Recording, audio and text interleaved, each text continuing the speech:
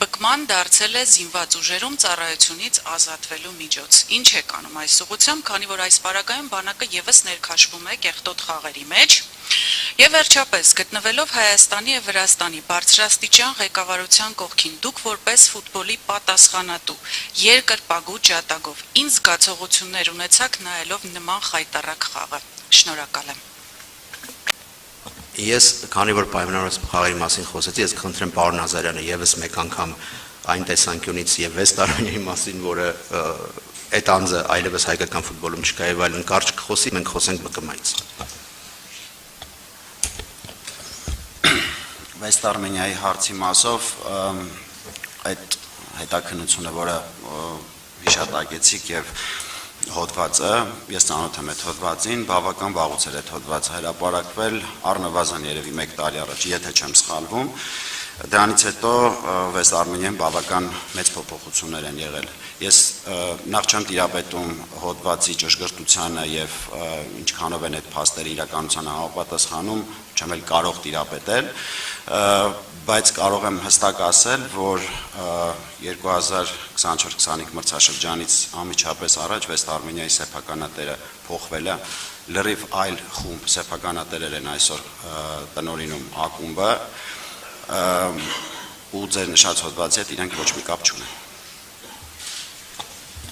Հիմա անդրադառնալով ԲԿՄ-ին խնդրում եմ կցիտեք այդ, որ դուք ասեք մեր գործընկերները ասում են, որ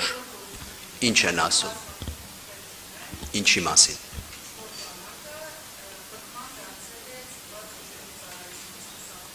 Մի կոնկրետ օրինակ կասեք, խնդրում եմ։ Հիմա այստեղ բոլոր գործընկերներ համաձայն են, որ ԲԿՄ-ն միջոց է։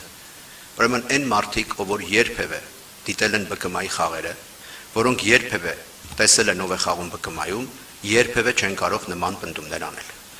ԲԿՄ-ն բաղկացած է այն ֆուտբոլիստներից, որոնք խաղում են Հայաստանի երիտասարդական, ազգային անգամ եւ 19 տարեկանների հավաքականում, ԲԿՄ-ի գործընթացը շատ հստակ է, բոլորը գիտեն ակումբներից ով է գալիս ԲԿՄ, որոնք են այդ ֆուտբոլիստների քանակը եւ գետ 1 ֆուտբոլիստ, որը գետ 1 ոչ ֆուտբոլիստ է, ասեմ, երբևէ պատմության մեջ ԲԿՄ-ում չի խաղացել։ Չի եղել այնպիսի մարդ, որ անցել է ԲԿՄ-ի ցուցակներով եւ ֆուտբոլիստ չի եղել։ Ավելին ասեմ, եղել են ֆուտբոլիստներ, ես չեմ կարող ուղղակի հարգանքից այդ մարդկանց նկատմամբ բանները տալ, որոնք ընդգրկվել են ԲԿՄ-ի կազմում, բայց քանի որ ընթացքում չեն համապատասխանել այն պահանջներին, որոնք ԲԿՄ-ի մարզիչները դրել են իրենց առջև, նրանք ուղարկվել են զորամաս ծառայել։